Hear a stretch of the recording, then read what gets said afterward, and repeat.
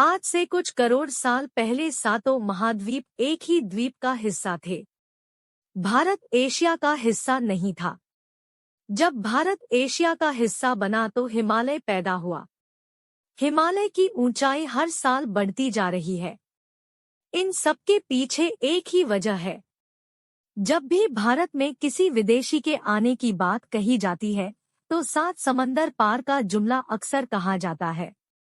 अगर यह जुमला कुछ 30 करोड़ साल पहले दुनिया के किसी भी हिस्से में कहा गया होता तो गलत होता। इसका कारण है तब कोई भी देश सात समंदर पार नहीं था।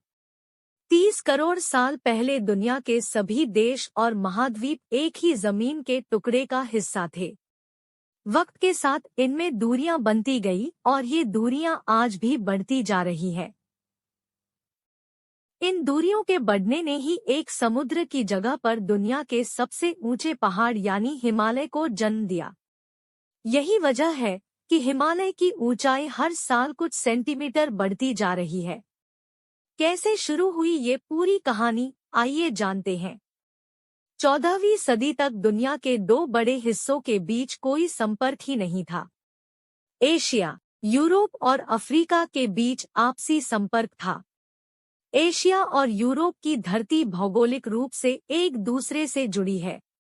अफ्रीका और यूरोप की धरती के बीच बस 14 किलोमीटर का फासला है। एशियाई देश भारत का अफ्रीका से जलमार्ग से व्यापार 14वीं सदी से पहले भी चल रहा था। यूरोपीय लोग भारत आने के लिए जल मार्ग तलाश रहे थे। इसी कड़ी में इटली के नाविक क्रिस्टोफर कोलंबस भारत के समुद्री रास्ते की खोज में निकले। 1492 में कोलंबस की ये यात्रा भारत की जगह अमेरिका में जाकर खत्म हुई। इसी रास्ते में पहले वो कैरिबियाई द्वीपों पर पहुंचे। इन द्वीपों को उन्होंने इंडीज नाम दिया।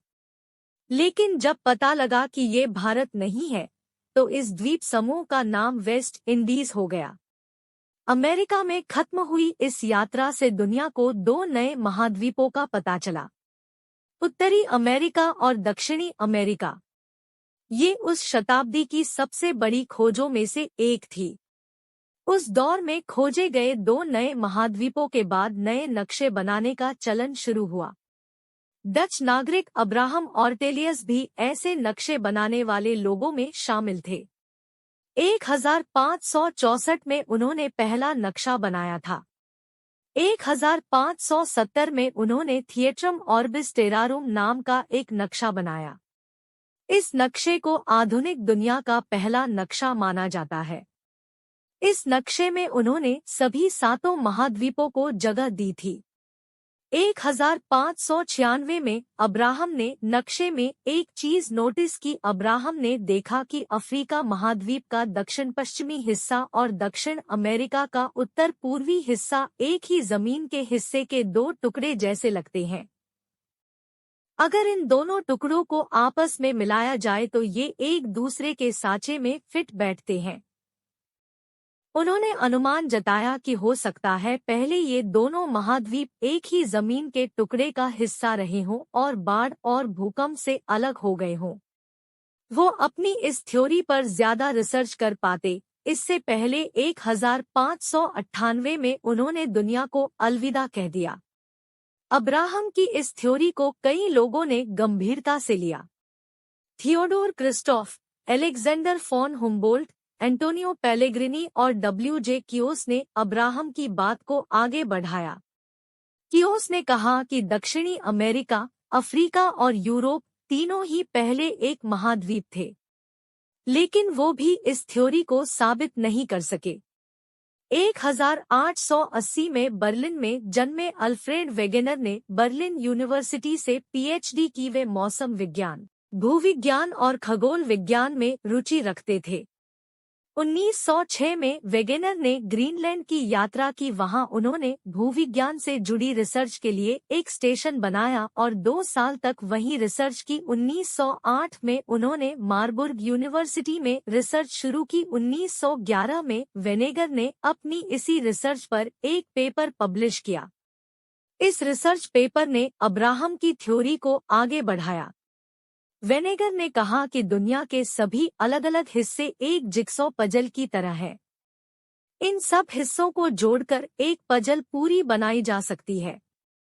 उन्होंने बताया कि दोनों अमेरिकी महाद्वीप अफ्रीका और यूरोप में पूरी तरह फिट बैठते हैं। अंटार्कटिका, ऑस्ट्रेलिया, भारत और मेडागास्कर दक्षिण अफ्रीका के एक हिस्से में फिट बैठते हैं।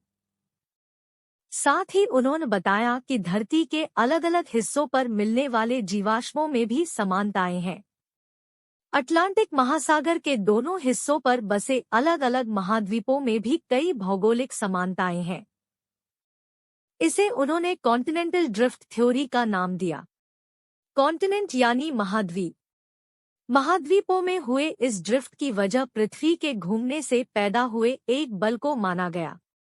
जिस बड़े हिस्से से ये सारे महाद्वीप अलग हुए, उसका नाम पेंजिया दिया गया।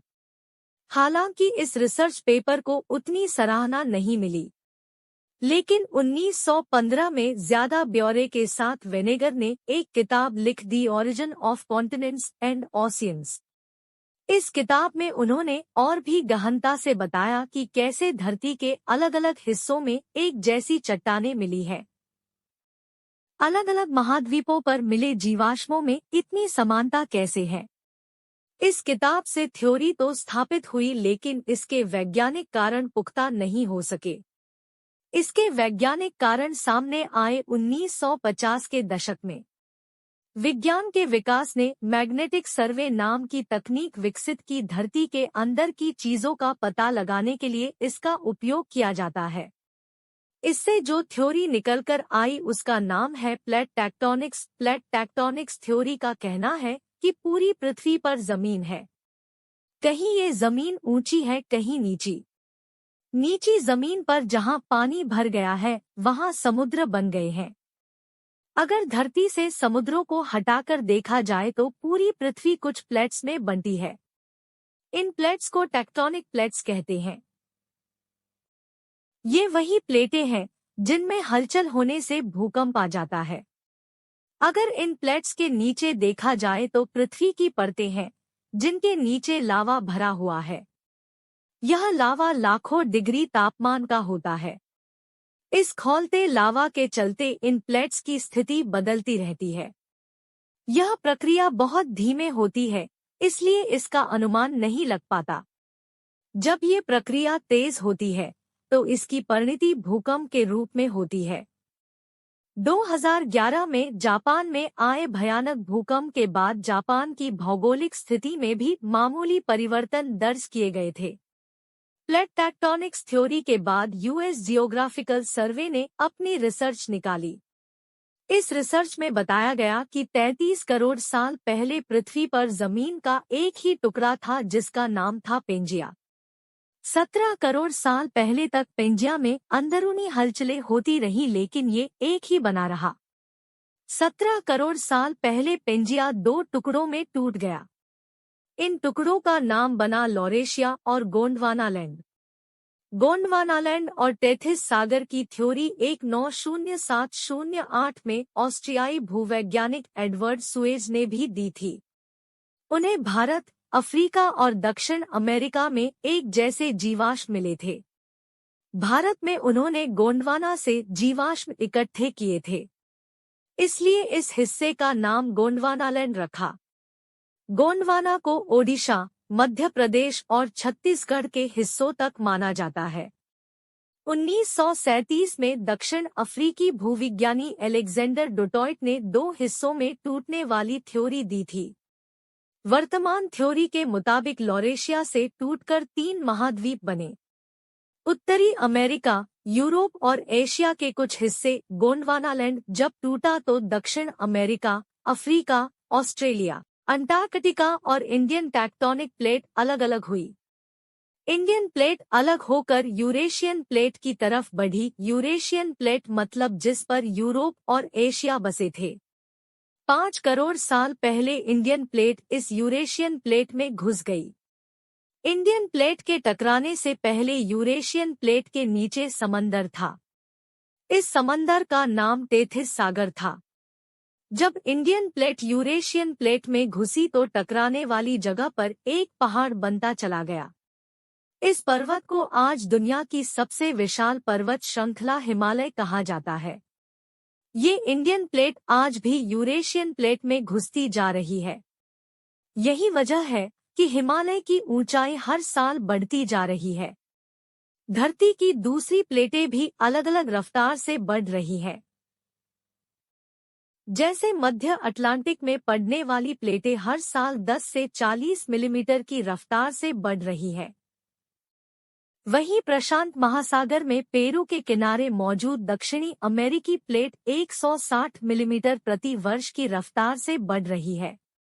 हिमालय की ऊंचाई 2.4 इंच प्रति वर्ष की रफ्तार से बढ़ रही है।